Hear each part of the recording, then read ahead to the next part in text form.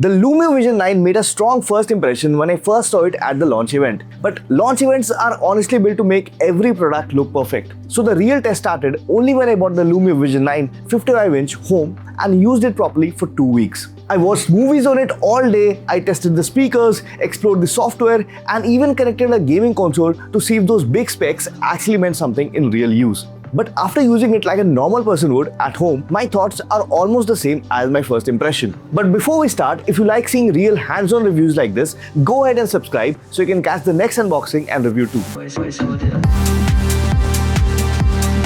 Now the first thing I noticed about the Vision 9 is that it does not try too hard to grab your attention in the room, and that is actually a good thing.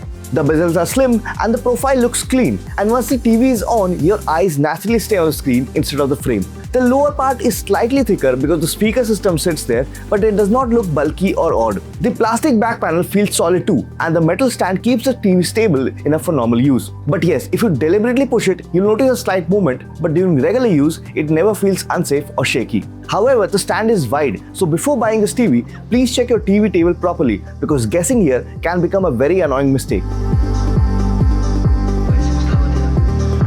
Now in terms of ports, the setup is quite practical for most homes. You get 3 HDMI ports which support high refresh rate gaming, while HDMI2 also supports eARC if you want to connect a soundbar or a home theater system. Along with that, you also get USB ports, Ethernet, optical audio, and a 3.5mm audio port. So connecting to a console, streaming device, storage drive, and a sound system should not be a problem. The remote is also comfortable to hold, and it has shortcut buttons for Netflix, Prime Video, YouTube, Google Assistant, Live TV, and Lumio's TLDR platform. But for me, the buttons sit quite close to each other, so accidental presses can sometimes happen, especially when you're not looking at the remote. There are also 2 Live TV buttons right now, and they feel almost the same. Maybe it will make more sense later as Google TV expands more live content features, but for now, it feels slightly extra. However, once you start using the TV, the thing that really stands out is not the remote or the design. It is the everyday performance. Here comes the...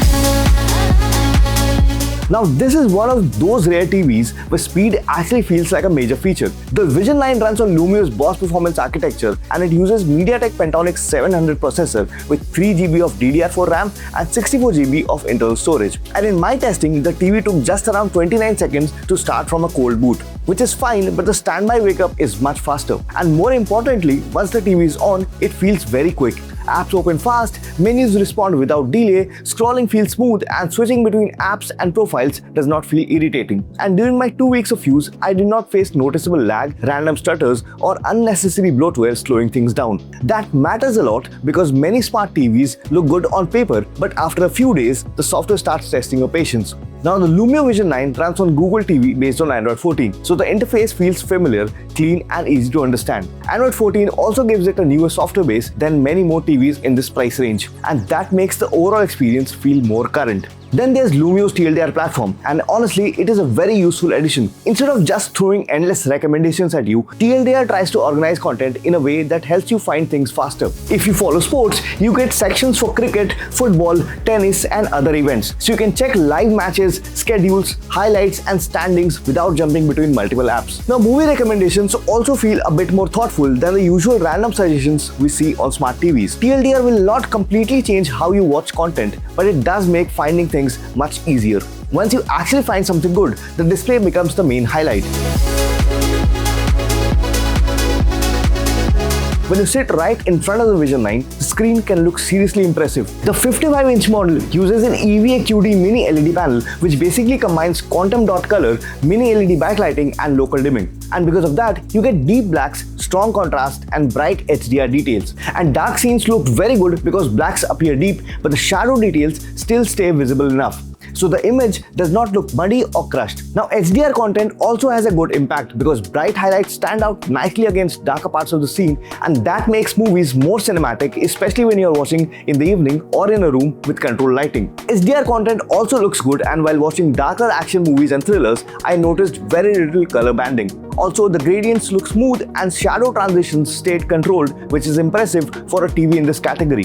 But the display is not all perfect, and this is where you need to think about your room setup. Lumio's EVA panel is better than a regular VA panel, but viewing angles are still limited. When you move away from the center, colors start shifting a little, and in darker scenes, I also noticed a slight blue tint. Now, this may or may not matter to you because it depends on where people sit in the room. If most people sit directly in front of the TV, the Vision 9 looks excellent. But if your family watches from the side sofas or wide seating positions, then you should keep the viewing angles in mind before buying.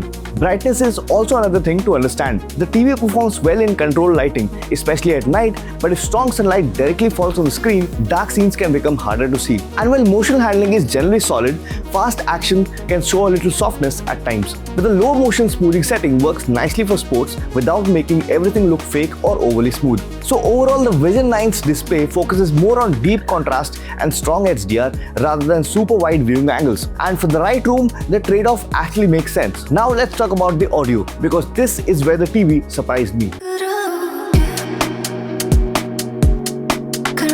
The Vision 9's built-in sound is clear, loud and good enough for everyday viewing. Dialogues sound crisp, so you do not need the constant feel to turn on some extra dialogue mode. The mids stay clean and the speakers get loud enough to fill a normal living room without obvious distortion. Dolby Atmos also helps support the sound feel wider. For example, when something moves across the screen like a car or an action sequence, the sound feels more open than basic TV speakers. Stadium mode also makes sports feel bigger, especially if you're watching cricket or football with friends or family. But there is one important thing that you should know. The 55-inch Vision 9 does not come with integrated subwoofers unlike the 65-inch model. So if you're expecting deeper bass than the bigger version, you will not get the same punch here. But for regular TV shows, movies, sports and heavy dialogue content, the built-in speakers are generally good.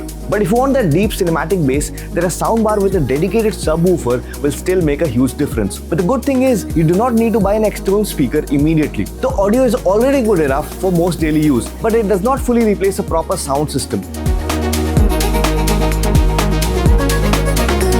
Now, gaming is where the Vision 9 starts feeling more than just a regular family TV. HDMI 2 and HDMI 3 support high refresh rate gaming with 4K up to 144Hz and 1080p up to 240Hz. You also get variable refresh rate and auto low latency mode, which are important if you care about smooth gameplay. And when I connected my gaming console, the experience felt smooth and responsive. Fast movement looked clear, and VRR also helped in reducing visible screen tearing when frame rates changed. Now, input lag was also very low in most of the games I played. I could notice it slightly only in fast competitive FPS titles, but for racing games, adventure games, third-person games and casual gaming, the TV felt very responsive.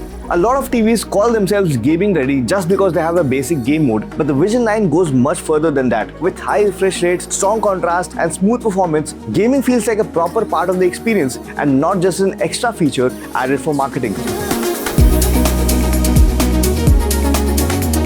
After using the Lumio Vision 9 for almost 2 weeks, my thoughts are still very close to what I felt at launch event. This TV feels thoughtfully designed because it gets most of the important things right. The software is fast, the QD mini LED display delivers deep blacks and impressive HDR, the built-in speakers are clear and loud, and the gaming features are genuinely strong. It also avoids many common smart TV problems, like you do not need an external streaming device just to fix the slow software. You get enough storage for apps, and gamers do not have to compromise on high refresh rate support. But this TV is not the right choice for every room. If your sitting is spread wide across the room, the viewing angles may bother you. If strong sunlight regularly hits your screen, darker scenes may not look the best during the day. And while the built-in audio is good, the lack of a subwoofer means serious movie lovers may still want a soundbar. But for most families, the Lumio Vision 9 55-inch feels like a practical and immersive all-rounder. So after everything we have seen, would you go for the Vision 9 because of its deep contrast and smooth gaming, or would you choose a TV that offers a wider viewing angle? Let us know in the comments, and don't forget to subscribe to Mobile App Daily for more honest and hands-on tech reviews.